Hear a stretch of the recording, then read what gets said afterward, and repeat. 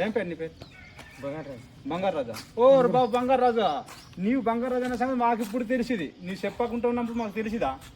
నీకు చెప్పాం కదా నీ బంగారు రాజా అని తెలిసింది. అలాగే ఇది కూడా చదివితేనే నీకు తెలిసింది దేవుడు ఎవరన్నారు. మాకు చదువు రాదు. కైను వేస్తుందా? కైను వేయడమొచ్చు కదా. కైను వల్ల నీ ఆరోగ్యం పాడైపోతుంది. పాడైపోతే పడవదా? కళ్ళు తాతావా? నేను కళ్ళు తాతావా? కళ్ళు తాగడం వల్ల ఆరోగ్యం పాడైపోతుందా పడవదా?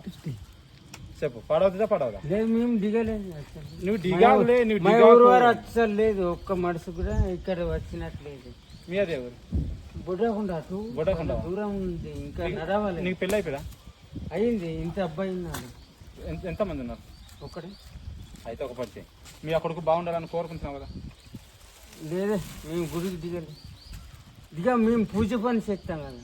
మేము కూడా పూజ పనులు చేసినారు, మంత్రాలు చేసినారు, బుగ్గి ఊదించిన వారు, ఊదుకుని వారు కూడా, ఊదిన వారు కూడా. మేము మాకు పెద్ద విచిత్రం చెప్తుంది. లేదు, మేము గుడికి దిగిపోయాం అనుకో, కోపం అయితే పులులు వస్తాయి.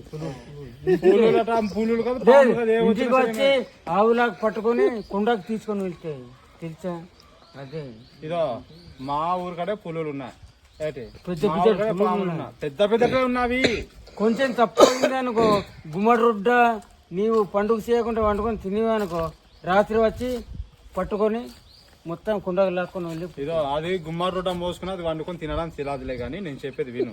యేసుక్రీస్తు నమ్ముకున్న తాత నీకు పురుగుగా, అది పాముగా, అది ఏది ఆటంకం వచ్చినా, తినడానికి తాగడానికి వచ్చినా సరే దేవుడు నీ పక్ష నుండి కాపాడుతాడు. మేము చూసుకుంటున్నాం. లేదు పర్వాలేదు. నీవేం చూసుకుంటావు? నీకు పాము వచ్చి టొంకైతే నువ్వు చూసుకుంటావా? పులి వచ్చి కరిచేస్తే నువ్వు చూసుకుంటావా?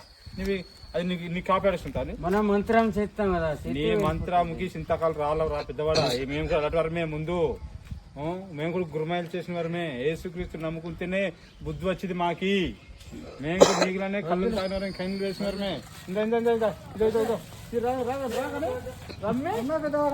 వచ్చేసి నీవు అలాగా చచ్చిపోయిన కోడకు పట్టుకొని పోయినట్టు రాసింది.